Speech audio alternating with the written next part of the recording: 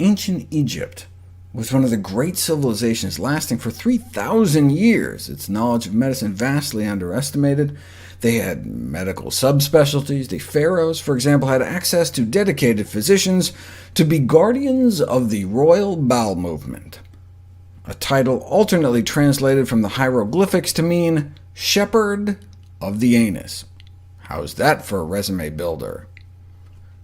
Today, the primacy of its importance continues, with some calling for bowel habits to be considered a vital sign on how the body is functioning, along with blood pressure, heart, breathing rate. Although we may not particularly like hearing the details of someone else's bowel movement, it is a function that nurses and doctors need to assess. Surprisingly, the colon remained relatively unexplored territory, one of the body's final frontiers. For example, current concepts of what normal stools are like primarily emanates from the detailed records of 12 consecutive bowel movements in 27 healthy subjects from the United Kingdom, who boldly went where no one had gone before. Those must have been really detailed records. The reason we need to define normal when it comes to bowel movement frequency, for example, is how else can you define concepts like constipation or diarrhea if you don't know what normal is? Standard physiology textbooks may not be helpful in this regard, implying that anything from one bowel movement every few weeks or months to 24 a day can be regarded as normal. Once every few months? Of all human bodily functions, defecation is perhaps the least understood and least studied. Can't you just ask people? Turns out people tend to exaggerate. There's a discrepancy between what people report and what researchers find when they actually have them recorded. It wasn't until 2010 when we got the first serious look, defining normal stool frequency as between 3 per week and 3 per day, based on the fact that that's where 98% of people tend to fall. But normal doesn't necessarily mean optimal. Having a normal salt intake can lead to a normal blood pressure, which can help us die from all the normal causes, like heart attacks and strokes. Having a normal cholesterol level in a society where it's normal to drop dead of heart disease, our #1 killer, not necessarily a good thing. And indeed, significant proportions of people with quote-unquote normal bowel function reported urgency, straining, incomplete defecation, leading the researchers to conclude that that kind of thing must just be normal. Normal, maybe, if you're eating a fiber-deficient diet, but not normal for our species. Defecation should not be a painful exercise. This is readily demonstrable. For example, the majority of rural Africans eating their traditional fiber-rich plant-based diets can usually pass without straining a stool specimen on demand. See, the rectum may need to accumulate 4 or 5 ounces of fecal matter before the defecation reflex is fully initiated. So if you don't even build up that much over the day, you'd have to strain to prime the rectal pump. Hippocrates thought bowel movements should ideally be 2 or 3 times a day, which is what you see in populations on traditional plant-based diets, and the kind of fiber intakes you see in our fellow great apes, and what may be more representative of the type of diets we evolved eating for millions of years. It seems somewhat optimistic, though, to expect the average American to adopt a rural African diet. We can, however, eat more plant-based, and bulk up enough to take the Hippocratic Oath to go 2 to 3 times a day. No need to obsess about it. In fact, there's actually a bowel obsession syndrome, characterized in part by ideational rambling over bowel habits. But 3 times a day makes sense. We have what's called a gastrocolic reflex, which consists of a prompt activation of muscular waves in our colon within 1 to 3 minutes of the ingestion of the first mouthfuls of food. Even just talking about food can cause your brain to increase colon activity. This suggests the body figured that 1 meal should be just enough to fill you up down there, so maybe we should eat enough unprocessed plant foods to get up to 3 a day, a movement for every meal.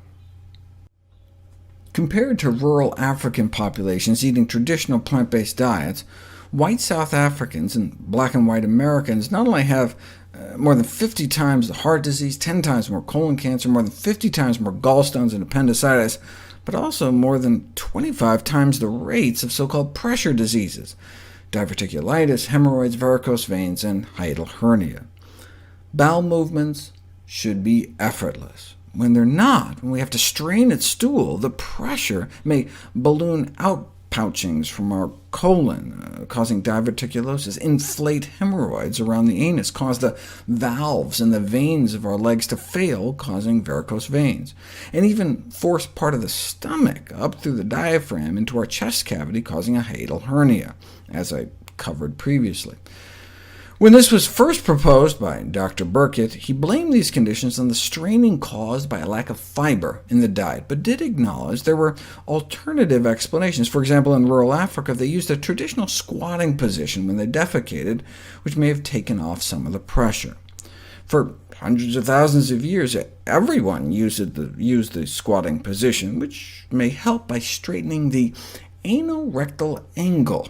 There's actually a kink right at the end of the rectum, almost a 90-degree angle that helps keep us from pooping our pants when we're just walking around, but that angle only slightly straightens out in a common sitting posture on the toilet. Maximal straightening out of this angle only occurs in a squatting posture, potentially permitting smoother bowel elimination. I remember sitting in geometry class thinking, when am I ever going to use this? Little did I know one day I'd be calculating anorectal angles with it. Stay in school, kids. So how did they figure this out? They filled latex tubes with radiopaque fluid, stuck them up some volunteers, took x-rays with their hips flexed at various angles, and concluded that flexing the knees towards the chest, like one does squatting, may straighten out that angle and reduce the amount of pressure required to achieve emptying of the rectum. But it wasn't put to the test until 2002, when researchers used defecography, which are x-rays taken while the person is defecating, both in a sitting and squatting position, and indeed, squatting increased the anorectal angle from about 90 degrees all the way up to about 140. So, should we all get one of those little stools for our stools, like the squatty potty that you put in front of your toilet to step on? No, they don't seem to work.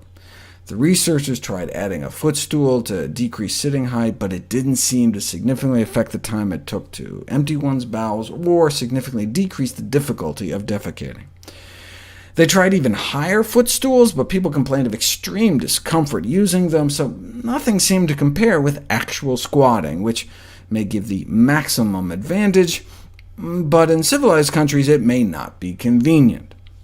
But a similar effect can be achieved if you lean forward as you sit with your hands on or near the floor.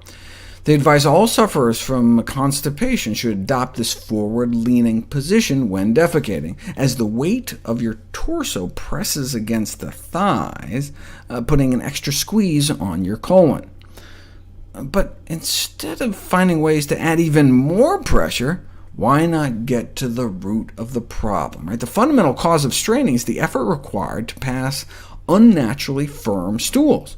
By manipulating the anorectal angle through squatting or leaning, you can more easily pass unnaturally firm stools, but why not just treat the cause, and eat enough fiber-containing whole plant foods to create stools so large and so soft that you could pass them effortlessly at any angle? Cardiologist Dr. Joel Kahn once said, "You know you're eating a plant-based diet when you take longer to pee than to poo."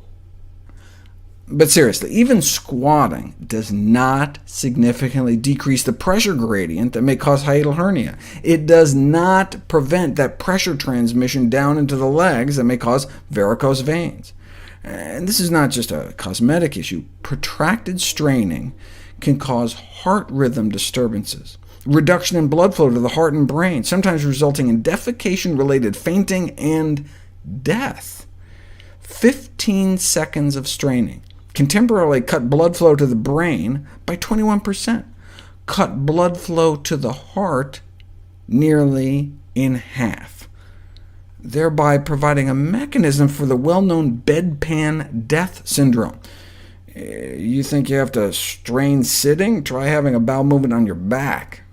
Bearing down for just a few seconds can send your blood pressure up to nearly 170/110, which may help account for the notorious frequency of sudden and unexpected deaths of patients while using bedpans in hospitals. Of course, hopefully, if we eat healthy enough, we won't end up in the hospital to begin with.